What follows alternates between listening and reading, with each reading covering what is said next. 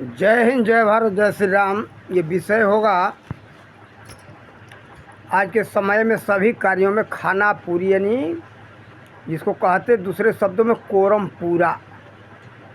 आजकल ज़्यादातर हर कार्य में कोरम पूरा हो रहा है।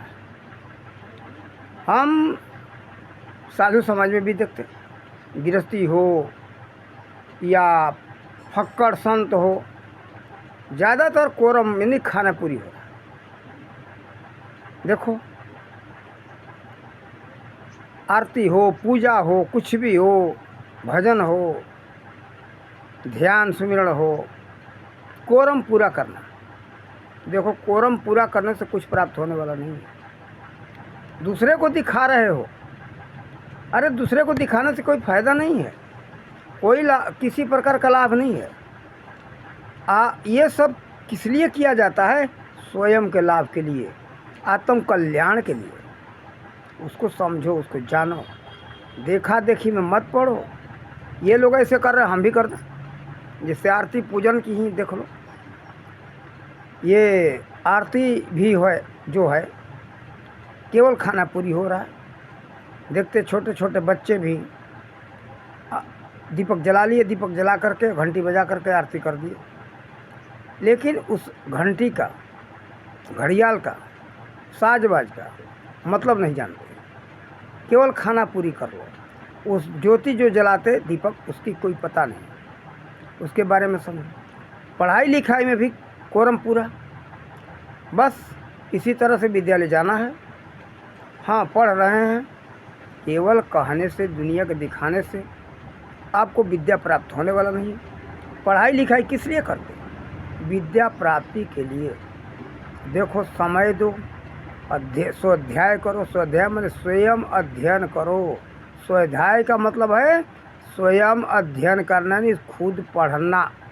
जब पढ़ोगे तो उसका तात्पर्य समझ में आएगा, आपको अकल आएगा, आपको समझ होगा, उसके बारे में पूरी, उस विषय के बारे में पूरी जानकारी प्राप्त होगी।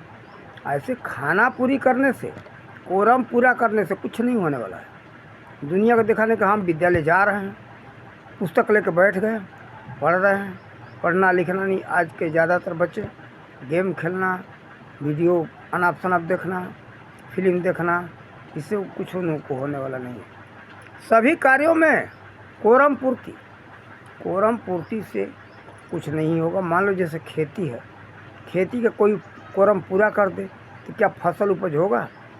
फसल उपज नहीं होगा।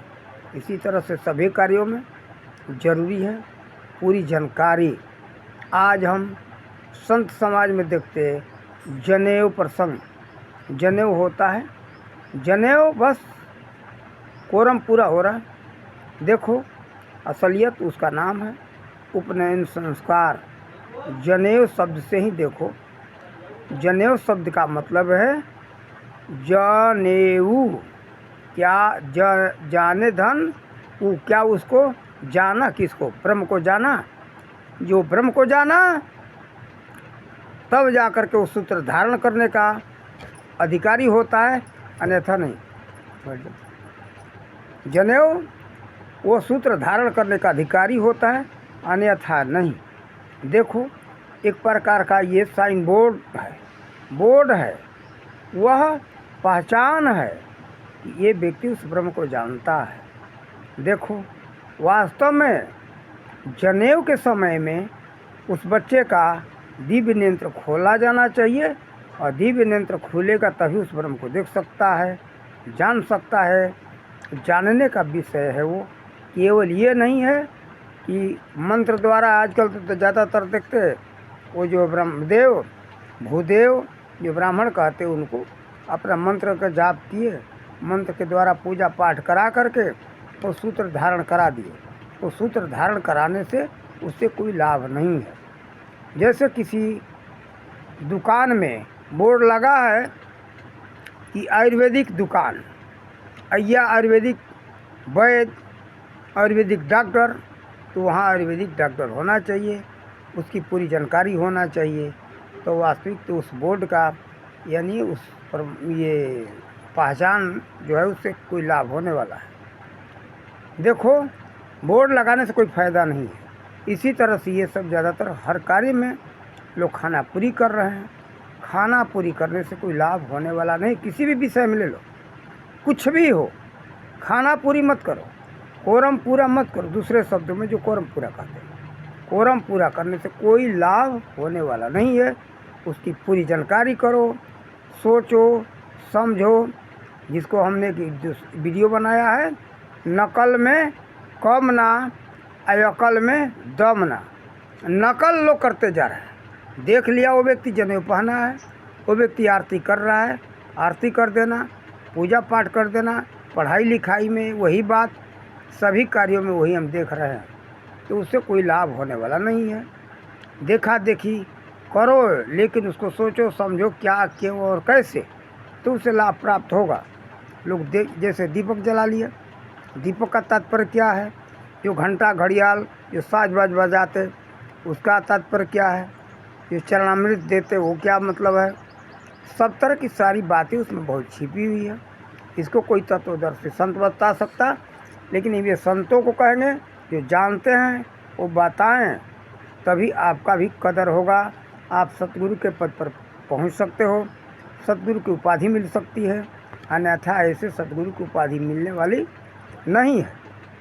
देखो, ज्ञान को छिपाओगे, ले करके सड़ करके मर जाओगे। उसी तरह से जैसे एक कहावत है कि एक पेड़ था आम का, लेकिन उसमें फल लगते थे, लेकिन सब कीड़े लग जाते थे।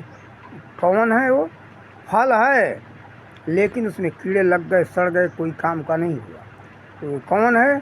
वो विद्वान जो होते हैं, अपनी विद्या को जो छिपाते हैं, उनके ऊपर ये कहानी है। तो देखो, विद्या दो, तब जाकर के आपकी विद्या का महत्व है। जो कुछ भी जानते हो समाज को दो, तभी आपका पूजा होगा। ज्ञान संचित करके रख कर के मर जाओगे तो उससे कोई लाभ होने वाला नहीं है। और आप सोचते हो क्या कि हम ज्ञान रखेंगे, अब ज्ञान रख कर के हम बड़े हो जाएंगे। आप बड़े नहीं हो रहे हो, ज्ञान रख कर के आप सड़ रहे हो, सड़ कर के मर जाओगे। किसी को दोगे तो आपका महत्व बढ़ेगा, आप पूजे जाओगे। देखो, आजकल उन्हीं की मूर्तियाँ पूजी जा रही है जिन लोगों ने ज्ञान दान दिया समाज को। जैसे श्री राम जी हों, शंकर जी हों, या कोई भी हमारे आराध्य देव हैं जो पूजे जा रहे हैं। चाहे आज के कलयुग में जैसे कबीर साहब इत्यादि बहुत से संत हुए, तो ये आज पूजे जा रहे हैं। जो जितना अधिक ज्ञान का दान दिया समाज को, उनका अधिक महत्व है, उन्हीं का पूजा हो रहा है। ज्ञान लेकर के मर गए सच करके, उनका कोई जानता भी नहीं। कौन थे? महान ज्ञानी थे, लेकिन अपने लिए थे, किसी को कुछ दिया नहीं। उनको कौन जानता है? कीड़े मकोड़े की तरह लेकर के सड़ गए, मर गए। इस धरती पर कोई नहीं जानता उनको। इसलिए किसी भी प्रकार का ज्ञान हो, दान दो, समाज को बताओ, इसका महत्व ये है, इसका वास्तविकता ये है, तभी आपका महत्व बढ़ेगा।